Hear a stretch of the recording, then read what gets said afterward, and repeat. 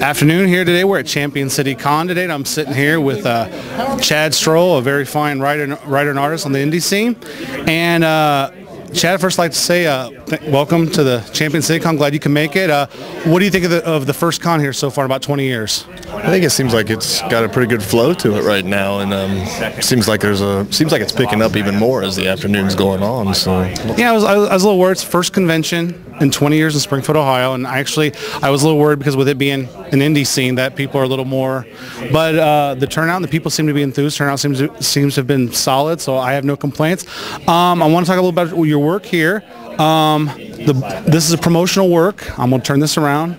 Did somebody call for a hero? Am I saying that right? And can you tell us a little bit about this book? How this book kind of started off is I've always had a love for like the 1930s serials radio type thing, and that's kind of how it started. And I based the main character is named Hero Montgomery. It's a nickname, of course, and I kind of wanted to take more of a modern spin of the old style serials, of the old Crash Corrigan or Indiana Jones or James Bond or any of those kind of characters. That's kind of what kind of mold he falls into. He's just the archetypal hero and with a modern spin, and action-oriented. Focus a little bit on some backstory that he has, so it shows his childhood on to his adulthood and that explores a lot of the more thematic things of what it means to be a hero and how somebody becomes one. Would you say that this is more inspired by pulp?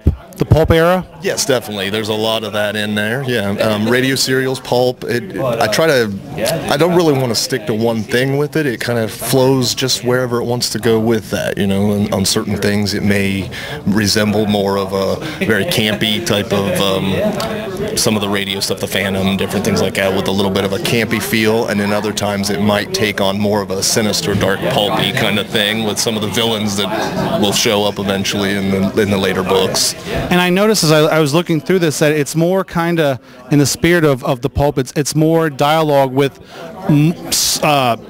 not as many panels of pictures. It actually reads like a more of a novel than a graphic novel. But there are illustrations. And what made you come up with that idea? Kind of the genesis of this story. I had started off originally wanted to do a comic book, so I scripted out a couple. Didn't really like the way it was feeling, so I thought, well, okay, I'll try with a novel. Once again, it still didn't seem to be doing what I wanted it to do, so I thought, well, why don't I merge the two? And I had looked around and stuff, and I saw some of, I believe Neil Gaiman does a lot of that kind of stuff with the pictures and the words. But on this, I wanted to merge it to where the story flows through the panels and is contingent with the panels. And it just kind of felt right to me to do it that way, and I'm hoping it works out better that way. Very good. This is the what did I say, promo, or is this is the proof copy. There will be prints coming in. I will have available at MidOhioCon. Also, it can be ordered online through Comics Press or Indie Planet. Also, digital downloads can be done on Comic XP once they've got everything ready for it to be uploaded to that, which I'll send out. All right, very good. Is there anything else in the works for you right now that we can be made aware of? Well, currently right now I'm working on book 2, kind of just getting the preliminary writing done for that, and I'll send that off to the artist, and working on with Bill Gladman and Eric Ratcliffe on New Comic Day on comics related. Other than that, that's about all I have going on right at the moment. So it sounds like it's enough going on. Marketing and all that, yeah, it's pretty interesting. Well, Chad, listen, I really appreciate you for the few minutes on the interview, and I wish you success with this. And at MidOhioCon, right? MidOhioCon, look for did somebody call a hero when it comes out. Thanks a lot. All right, we're in the vending area in Wittenberg University for the Champion City Comic Con, and I'm here at the Fearless Reader booth with the owner, Bill Thade. And Bill, I know you're the hardcore seasoned veteran of comic conventions all around, but for the first convention in Springfield in about 20 years, how do you think it went today? From my point of view, it went really well. They had a lot more. People through here than a lot of the one-day shows I go to. And I mean, do you think that it's a good basis to have another one for next year? Oh, sure. I'd come back. I think most of the guys here would. Yeah. I heard a lot of people that some of the things I had asked what they liked about it was I was really kind of surprised because I've never been to the multi-level, like, on 2 floors, but actually it appealed to a lot of people.